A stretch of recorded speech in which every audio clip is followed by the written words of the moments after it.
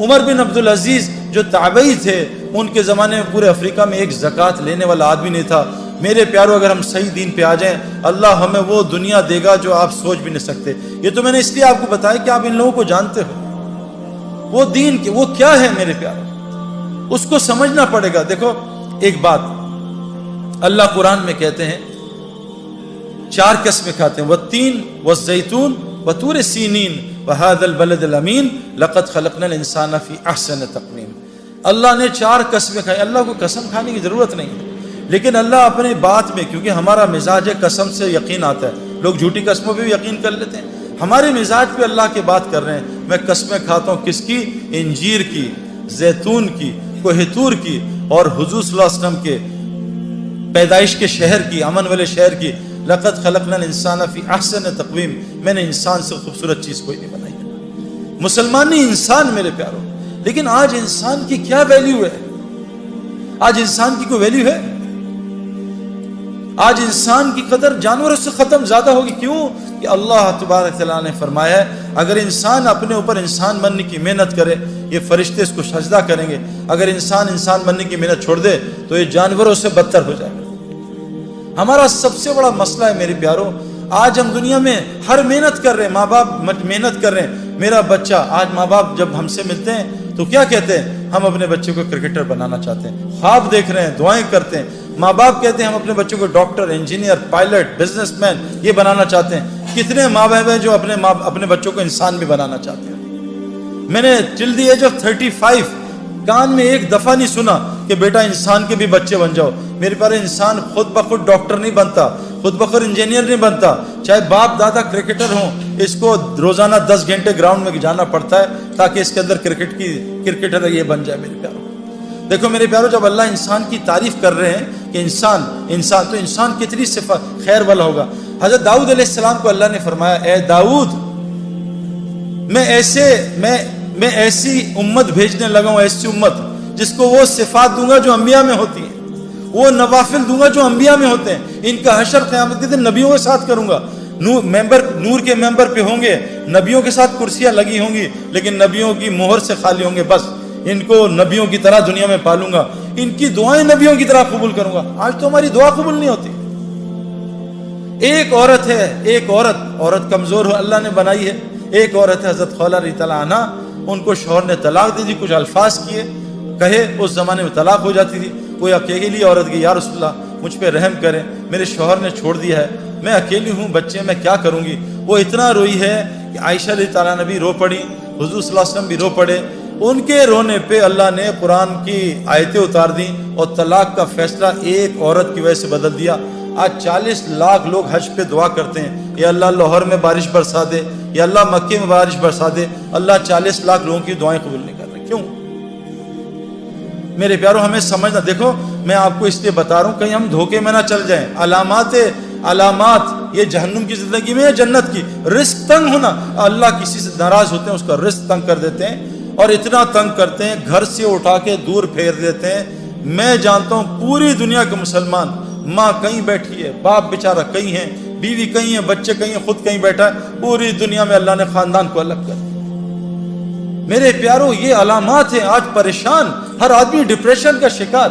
تو میں نے امریکہ بھی گیا، وہاں کے میں لوگوں سے ملا، بڑے لوگوں سے، میں نے ان سے کہا کہ تم بہت ترقی کر رہے ہو۔ میں نے گوگل میں سرچ کی، میں نے پچھلی سینچری کے 100 ریچسٹ اور 100 موسٹ فیمس لوگوں کو جمع کیا، 100 ریچسٹ اور فیمس۔ جب میں نے ان کا اینڈ دیکھا تو وہ 3 طریقوں سے مرے، وہ ڈپریشن سے مرے، وہ ڈرگس کے اوور ڈوز سے مرے، یا انہوں نے خودکشیاں کی ہیں۔ میں نے چوتھا اینڈ نہیں دیکھا۔ یہ ہے کامیابی میرے پیارو، وہ جو ٹیمپرری کامیابی ملتی ہے شادی کر کے 6 مہینے کی، بہت خوش میاں بیوی، یہ ہنی مون، یہ شاپنگ، اور 6 مہینے کے بعد وہ کل دونوں کہتے ہیں شادی ہم نے کیوں کر لی۔ آج پوری دنیا طلاقوں سے بھری ہوئی ہے۔ سب سے پہلا رشتہ اسلام کا حضرت آدم کا اور علیہ السلام اماں حوا کا سب سے پہلا رشتہ جس سے نسلیں چلتی ہیں۔ آج دنیا میں طلاقیں، میں آپ کو کیا بتاؤں، ایک ملک میں نام نہیں لوں گا، آپ ریکارڈ کر رہے ہو، 90% طلاقوں کا ریٹ ہے میرے پیارے۔ ہر گھر میں لڑائی۔ میرا تو آپ سے تو ابھی بات کروں، میرا تو انٹریکشن لوگوں سے بہت ہے۔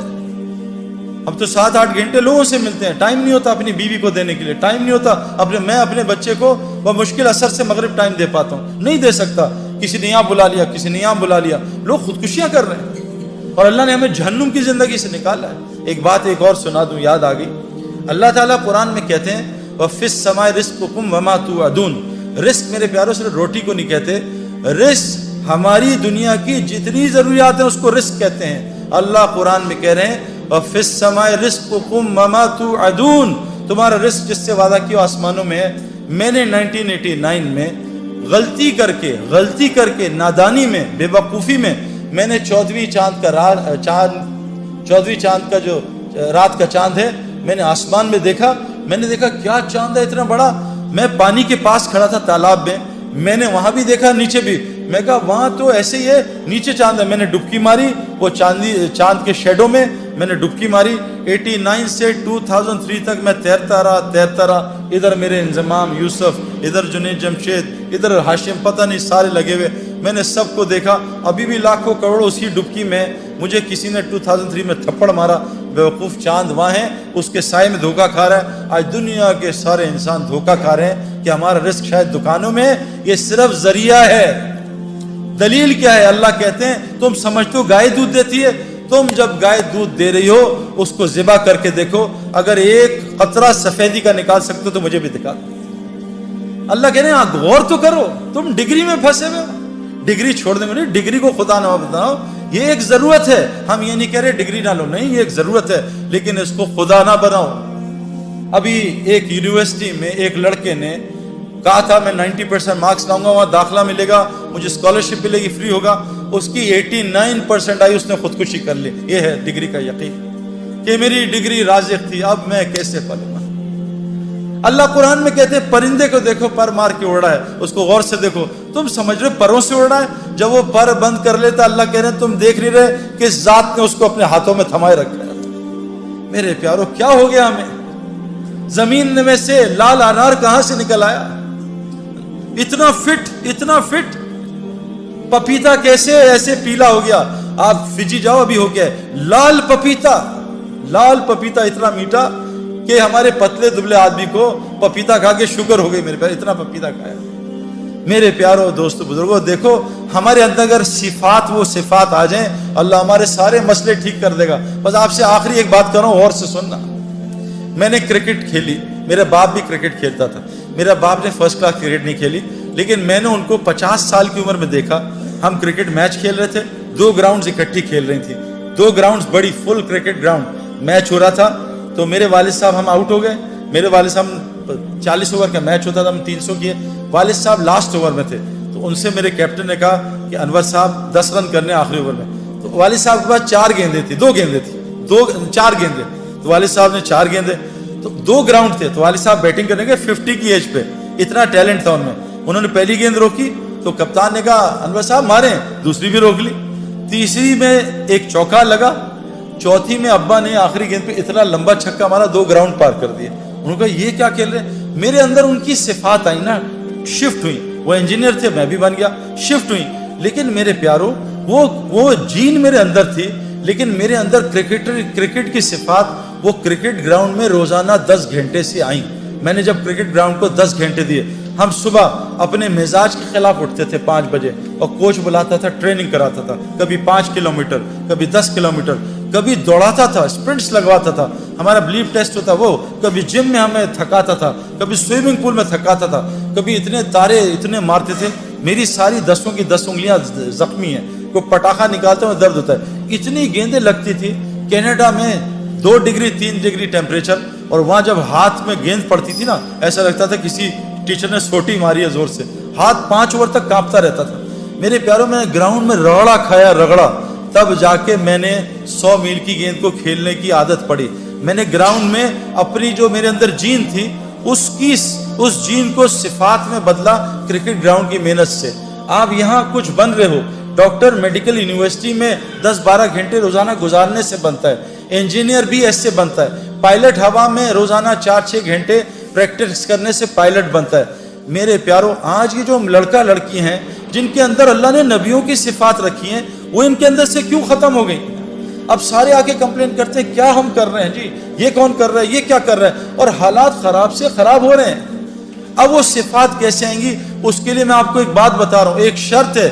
اس کے لیے یہ لڑکے اور لڑکیاں دونوں کو وہ مسجد کی محنت جو حضرت محمد صلی اللہ علیہ وسلم نے کی تھی, اس محنت میں سے اپنے آپ کو گزارنا پڑے گا. یہ جو تبلیغی جماعت کے نام سے ہو رہی ہے. میری بیوی ایک ڈاکٹر تھی, اس نے ڈاکٹری کی, پھر میرے ساتھ شادی ہو گئی. وہ اسپیشلائز نہیں کر سکی کیونکہ میں نے جب شادی کر لی میں اکیلا سفر نہیں کرتا, کیونکہ ہمارا ماحول بہت گندا تھا. 96 میں شادی ہوئی, جب سے میری بیوی میرے ساتھ رہتی تھی. وہ ڈاکٹر بنی, آگے نہیں پڑھ سکی, لیکن اب سب کچھ بھول گئی ہے, سب کچھ بھول گئی. لیکن اللہ کے فضل سے میں آپ کو کیا بتاؤں, نہ میری بیوی کو مہنگے کپڑے پہننے کا شوق ہے, نہ جیولری کا شوق ہے, نہیں پہنتی, نہ کوئی لچھے دار چپلوں کا, نہ گاڑی کا, کسی چیز کا شوق نہیں ہے. اس کو ایک شوق ہے کہ میں جہاں بھی آپ جاتے ہیں آپ کے ساتھ